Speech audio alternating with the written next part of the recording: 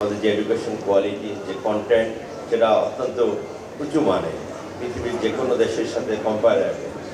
আপনি যেখানেই যান না কেন আমাদের গ্রাজুয়েটরা বা দেশের মধ্যে এবং দেশের বাইরে সব জায়গায় অত্যন্ত ভালো করে।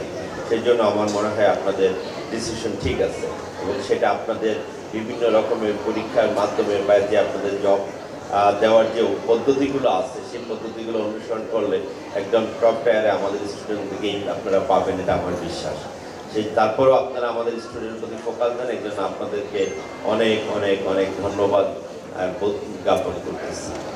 ঢাকা বিশ্ববিদ্যালয়ের যে একাডেমিক কারিকুলাম, এটা আমরা প্রতিনিয়তই চেঞ্জ করি, তো তারপরেও আমাদের মনে হয় ইন্ডাস্ট্রির সাথে আমাদের একটা আলোচনা সবসময় রাখা দরকার। ইন্ডাস্ট্রি কী চাচ্ছে বা তাদের কি ডিমান্ড, আবার আমরা কি পড়াচ্ছি, এর মাঝখানে যদি একটা আলোচনা থাকে তাইলে দুই পক্ষই উপকৃত হইতে পারে। আপনি যেমন বলছেন আর্টিফিশিয়াল ইন্টেলিজেন্সের কথা, আর্টিফিশিয়াল ইন্টেলিজেন্স আজকাল সব জায়গায় দরকার, বিশেষ করে বিজনেসে সবচেয়ে বেশি দরকার। নট অনলি জব এর ক্ষেত্রে, বিজনেস ম্যানুফ্যাকচারের ক্ষেত্রে, বিজনেস রানের ক্ষেত্রে আর্টিফিশিয়াল ইন্টেলিজেন্স হয়তো আমাদের অনেক সহযোগিতা করে। যেমন আমরা একটা প্রোডাক্ট যদি আমরা বানাতে চাই, সেই প্রোডাক্টটা কী ধরনের হবে, আমরা ট্রায়াল অ্যান্ড এরর বেসিসে যদি করতে যাই তাইলে হয়তো দেখা যাবে আমাদের কস্ট অনেক হাই হবে, অনেক লম্বা সময় লাগবে, মার্কেটের চাহিদা অনুযায়ী আমরা বানাতে পারবো না।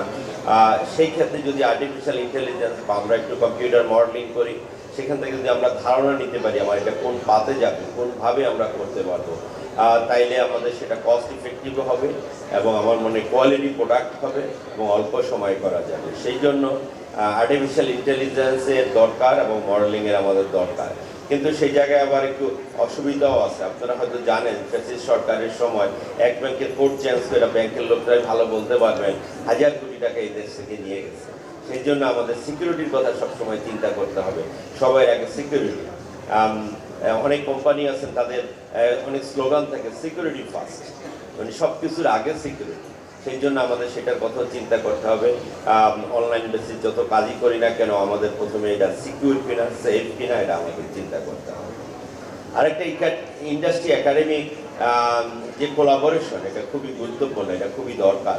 বিশেষ করে আমাদের অ্যালামনাইরা যারা যেখানে আসেন না কেন তাদের ইনপুট আমাদের একাডেমিক কার্যকলাপের জন্য খুবই গুরুত্বপূর্ণ। অনেক সময় ইউনিভার্সিটির ফ্যাসিলিটিস লিমিটেড থাকে, কিন্তু ইউনিভার্সিটির নলেজ, ট্যালেন্ট, এটা লিমিটেশন নাই। আমাদের শিক্ষকরা, আমাদের ছাত্ররা অত্যন্ত মেধাবী, কিন্তু অনেক সময় রিসোর্সের অভাব থাকে। সেই জন্য আমি মনে করি আমাদের অ্যালামনাইরা যেখানে আছে তারা সেইখান থেকে সেই জায়গাটা গ্যাপটা আমাদের পূরণ করতে পারেন। এই জন্য ইন্ডাস্ট্রি, একাডেমি এবং আমাদের অ্যালামনাই কোলাবোরেশনটা খুবই গুরুত্বপূর্ণ এবং সেটা খুবই দরকার। আর আরেকটা জিনিস আমাদের যেটা আলোচনা করা দরকার, সাস্টেনেবিলিটি নিয়ে আমরা অনেক কথা বলি, যে আমাদের বিজনেস কীভাবে সাস্টেইন করবে বা আমরা যে অ্যাক্টিভিটিস করি সেটা কীভাবে সাস্টেইন করবে।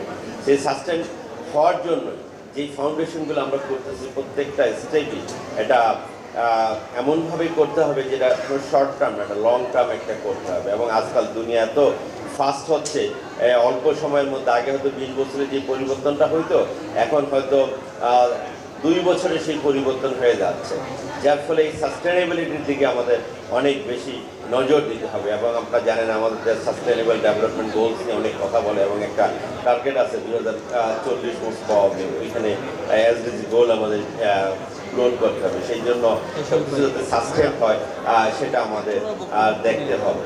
আর আমি এই সব কোম্পানিগুলোকে যে 20টার বেশি কোম্পানি এখানে আজকে আসছে তাদেরকে ধন্যবাদ জানাই। এই ধরনের কাজগুলো আপনারা আরও বেশি বেশি করবেন যাতে আমাদের গ্র্যাজুয়েটরা আপনাদের সম্বন্ধে বেশি জানতে পারে এবং গ্র্যাজুয়েটরা তারা আগামী দিনের জন্য নিজেদের তৈরি করতে পারে। এইটা যেমন 2 দিন ধরে আপনাদের অনেকগুলো প্রোগ্রাম হবে, সেখানে নিশ্চয়ই আমাদের স্টুডেন্টরা জানতে পারবে কীভাবে তারা একটা জব ইন্টারভিউ ফেস করে, কীভাবে কোন ধরনের কোশ্চেনের কীভাবে উত্তর দিতে হবে এবং কোন ধরনের কোশ্চেন এখানে হইতে পারে।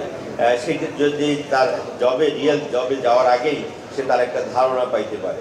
এবং বিশ্বের অনেক জায়গায় এরকম জব ফেয়ার থেকে অনেকে হায়ার করে ফেলে, কিন্তু আমাদের দেশ তো চাকরির তুলনায়, চাকরির সংখ্যার তুলনায় চাকরির প্রার্থীর সংখ্যা অনেক বেশি, যার ফলে এটা হয়তো অনেক সময় হয় না, ফর্মাল প্রসিডিউরে যাইতে হয় বা অনেকের লিমিটেশন আছে, কারণ চাকরির বিভিন্নভাবে হয়, সেই জন্য সেই জায়গাটা অন্য মানে স্ট্যান্ডার্ড প্রসিডিউর ফলো করে। তারপরেও আমার বিশ্বাস যে এই জব ফেয়ারের মাধ্যমে আমাদের অনেক গ্রাজুয়েট বা অনেক গ্রাজুয়েট আপনাদের এই কোম্পানিগুলোতে চাকরি করার সুযোগ পাবে, তাদের সিভি দেওয়ার সুযোগ পাবে এবং কী ধরনের সিভি বানাতে হয়, কীভাবে লিখতে হয়, নিজের জ্ঞানকে কীভাবে বা নিজের এক্সপিরিয়েন্সকে হাইলাইট করতে হয়, সেই জিনিসগুলো এখানে সে জানতে পারবে আর কি। তা আমি আর বেশি লম্বা করতে চাই না। আমি প্রত্যেকটা কোম্পানি মিস্টার প্লাস এখানে আছেন সবাইকে ধন্যবাদ জানাই, এবং আপনারা যারা বিভিন্ন অর্গানাইজেশন থেকে এখানে আসছেন আপনাদেরকে ধন্যবাদ জানাই। বিশেষ করে বিজনেস ফ্যাকাল্টি ডিন স্যার এবং আমাদের প্রিয় সহকর্মী এবং ছাত্রদেরকে এবং বিওবি বয়েজ অফ বিজনেস তাদেরকে ধন্যবাদ জানাই এরকম সুন্দর একটা প্রোগ্রাম অর্গানাইজ করার জন্য। এই ধরনের প্রোগ্রামগুলো যত বেশি বেশি অর্গানাইজ করা যাবে ততই বিশ্ববিদ্যালয়ের জন্য, আমাদের ছাত্রদের জন্য, সবার জন্য অনেক ভালো হবে। আরেকটা কথা আমার মনে অ্যাড্রেস করা উচিত, ডেফিনেটলি আপনি যে অটোমেটিক সিস্টেমের কথা বলছেন সেটা ঢাকা বিশ্ববিদ্যালয় সেলফ সার্ভিসের কথা বলছেন, ঢাকা বিশ্ববিদ্যালয় অগ্রণী ভূমিকা পালন করবে এবং আমরা স্বাগত জানাই এই ধরনের উদ্যোগকে। আমি মনে করি বিজনেস আমাদের যে ডিন স্যার আছে, ডিন স্যারের মাধ্যমে যদি আপনারা প্রপোজালটা দেন এখানে, ডেফিনেটলি আমরা বিশ্ববিদ্যালয়ের পক্ষ থেকে সেটা কনসিডার করবো। অলরেডি তো আপনাদের একটা ব্যাংক আমাদের এইখানে আছেন, সেটার মাধ্যমে বা সেটার কোনো একটা জায়গায় অথবা আমাদের রেজিস্টার বিল্ডিংয়ের কোনো একটা জায়গায় যেখানে আমরা সুযোগ পাই সেখানে আমরা করার চেষ্টা করব, এটা আমি বলতে পারি আর কি। আপনাদের সহযোগিতা এবং আমাদের মনে হয় সহযোগিতার ভিত্তিতে এই জিনিসটা করা সম্ভব হবে আর কি। আর আজকের এই জব ফেয়ারের শুভ উদ্বোধন ঘোষণা করে আমি আমার কথা শেষ করছি। সবাইকে ধন্যবাদ, সবাই ভালো থাকেন। আগামী 2 দিন আপনাদের খুব